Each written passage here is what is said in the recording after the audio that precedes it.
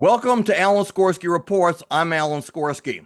It was reported this morning in the U.S. that Israel eliminated the Hamas leadership in Qatar. Yesterday morning, two Arab terrorists from Ramallah opened gunfire at the remote junction in Jerusalem, murdering 6 Jewish civilians and wounding many more. All of this follows 2 years of Hamas still holding 48 Israeli hostages, 20 to still be alive, barely, and Europe, led by France and Britain, along with Australia and Canada, vowing to recognize Palestine at the UN later this month. While New York City might be electing a radical, America-hating, cop-bashing anti-Semite for mayor this November. Meanwhile, critics of Israel, including so-called modern Orthodox Jewish groups, have brought into question Israel's morality as these groups peddle the lies and propaganda that Israel is starving Gaza.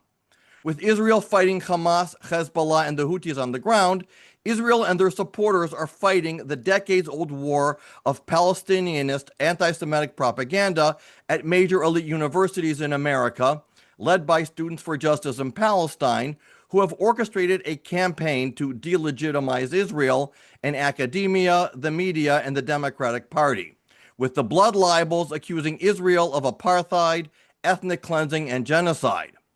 With Israel and the Jewish people confronting this war on so many fronts, the question is, can we win? If yes, how? To address this plethora of news items, I can't think of anyone I'd rather have on the show more than Congressman Randy Fine of Florida's 6th District. Congressman, it's an honor to have you today on the show. Thanks for having me. Happy to be here. Great. So with, I guess, the first question, there was a video that you had put out a while ago where you said that Israel's fight is America's fight. And as we see here in the streets of America, whether it's Dearborn, Michigan, where they chant death to Israel, death to America, or the college campuses, it's already here. We have imams across this country already talking about, toppling America, besides what they're going to do to the Jews. So you, as a member of Congress, what do you say? What do you know what's going on? What can Congress even do at this point? Well, there's a lot we can do. Look, what I would say is this. Israel's fight is our fight because the same people who want to destroy Israel want to destroy America. What makes Israel unique is it's little and it's close to where the crazy people live. But make no mistake, the minute they destroy Israel, they're coming for us. They want a worldwide Muslim terror caliphate. And by the way, you don't have to take my word for it. They're very vocal and open about what they want. What I don't understand is why people choose not to listen. They don't hide it. You'll see these videos put out by MEMRI. They aren't like O'Keefe style hidden camera videos. Right. These are openly broadcast statements by Muslim leaders about what they want to do to the world. And we need to stand up and say, we're not going to put up with Muslim terror in America. So I am grateful to Israel because they're fighting our fight. The same people that they killed in Qatar today want to kill us. And so they're just doing the job for us. And I'm very grateful for it. So you mentioned MEMRI, and I frequently cite MEMRI, and there's also Palestinian Media Watch, where they cite verbatim what their plans are. Yeah. There's no secret from Hamas that they want to repeat October 7th over and over and over again. And yet we have members of Congress. And, again, listen, I'm a Republican. I'm fairly partisan. When it comes to combating anti-Semitism or supporting Israel, I don't have any party loyalty. I'll stand with John Fetterman and Richie Torres, like I'll stand with Randy Fine and Ted Cruz. But today you have, in Europe, you have Macron, whose government is toppling. You have Starmer in Great Britain. You have Carney in Canada, that isn't even a country anymore. Their countries themselves are no longer what they used to be. Sure. So it's not like they're saying that it will never happen to us. It's already happened to them. And they're letting it happen, and then they go on and say, well, we're going to recognize Palestine. What's the thing? Well, look, I think it starts with immigration. When you have to understand that they have warmly welcome and encourage Muslim terrorists to move to their countries where they can then vote. So they're not, France is not just catering to French people, they're catering to Muslim terrorists that they've allowed into France. And what you see from these countries is they have basically fallen. France has Sharia no-go zones.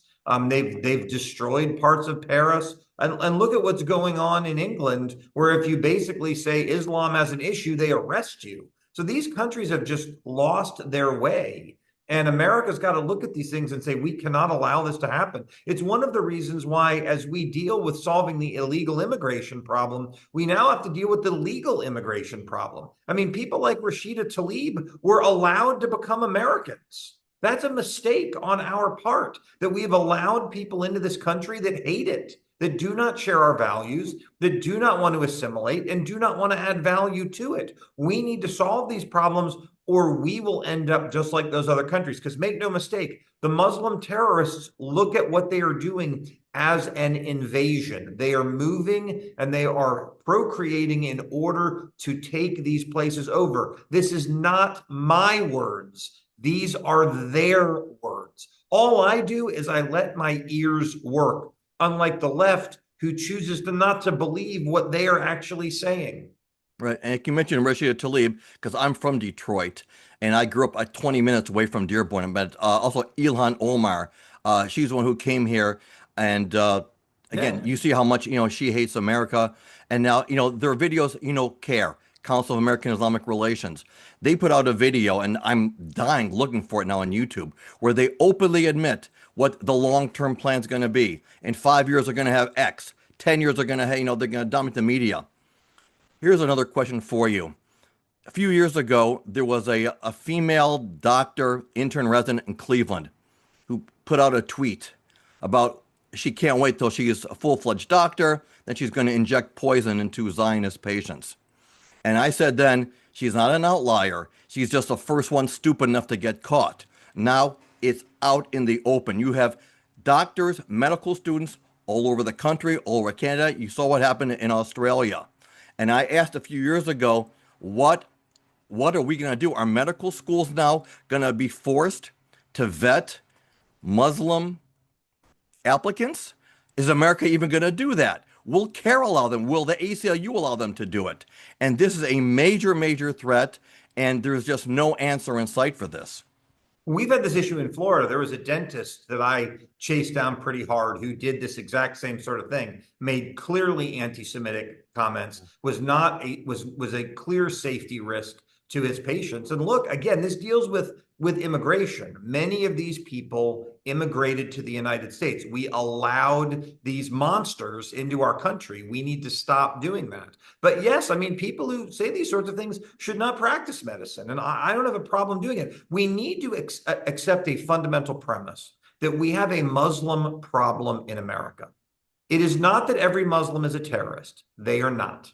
But the left would tell you that it's 1%. And Right. that is not true. It is a meaningful percentage. And the real lie we have been told is it is the extremists who hate America. That is untrue. Mainstream Islam hates America, hates Jews. The radicals are the one who want to integrate. They are the ones who want to add value to our society. They are the rare ones. So I understand that we can't label one group in totality, but we also have to say this is a problem. And with all of the incidents and all of the people, we have to acknowledge a simple fact. We have a Muslim problem in the United States, and we have to deal with it.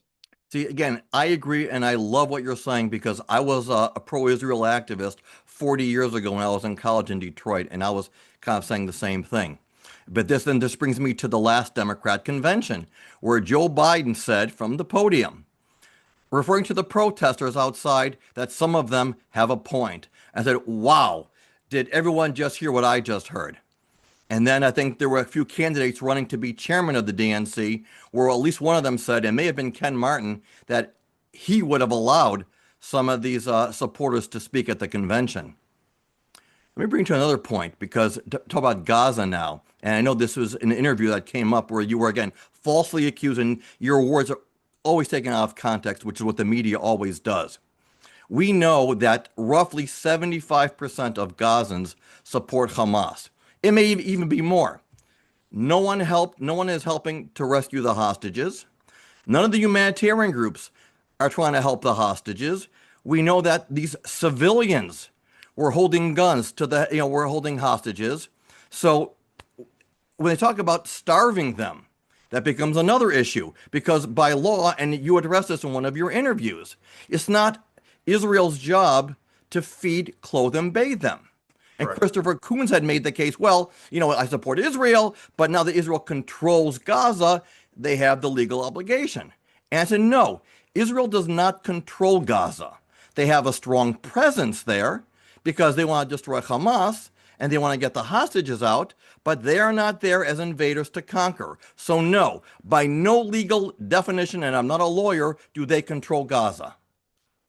No, they don't. And by the way, Egypt has a border with Gaza too. Look, the bottom line is all of the placating the Muslim terrorists is part of what has allowed this war to go on as long as it has. You do not feed the enemy, and you do not make it more comfortable for them to hold hostages. I mean, the bottom line is everything in Gaza would end today if they surrendered and they released the hostages. No one believes that Israel would go in and kill everyone in Gaza if they were to surrender. But I think everyone believes that if Israel laid down its weapons, the Gazans would go and kill everyone. So you're talking about good and evil. And I've often said, you just don't try to placate the unplacatable. Israel needs to play to win, needs to do what they need to do to bring this war to an end and free the hostages. And whatever happens, happens. The analogy I often use is Germany and Japan. We didn't care what happened to them. We needed to beat them. We nuked Japan twice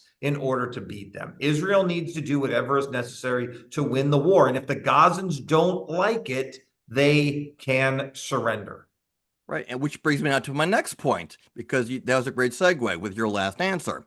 Genocide, another false accusation made against Israel. And as you said in your videos, in your other interviews, and I said the same thing about genocide. If Israel were genociders, this war would have ended October 8th, 2023, before you woke up for your first coffee. When you read online, scholars are having a debate. Does Israel meet the threshold? When there's a genocide, you know it. You don't have to have a debate. And the fact that Israel has gone to such lengths that this war, which could have ended in 5 minutes, is taking 2 years, shows that's not genocide. But all of this is part of the delegitimization campaign to erase Israel. Yeah, it's not only that, it's an effort to delegitimize the Holocaust, to compare what's happening in Gaza to the Holocaust. It's not remotely. There has been a genocide since October 7th. It happened on October 7th. Right. What the Gazans did when they went into Israel, they made an effort to kill or take hostage every single person that they found. That is a genocide. They weren't trying to feed people. They weren't trying to make sure they had cell service, electricity, and water. No, they tried to kill everyone. So a genocide did happen. It was done by the Muslims. What Israel has done since then is the opposite of a genocide.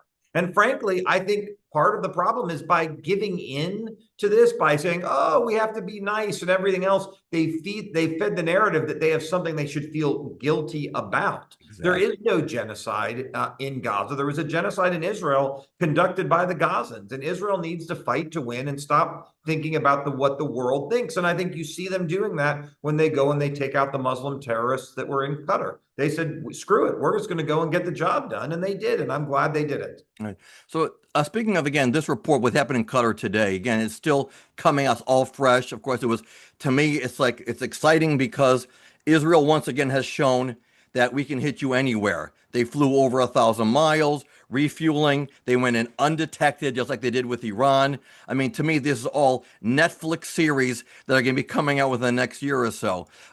From your end, what are you hearing? I know that the Trump administration put out a mild, tepid criticism.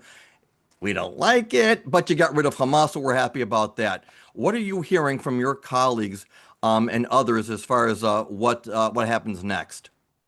My colleague, we don't know. I mean, I haven't talked to my colleagues. I mean, they're glad the Hamas leaders were killed, and that's a good thing. But we don't know what happens next. I mean, they killed the leadership.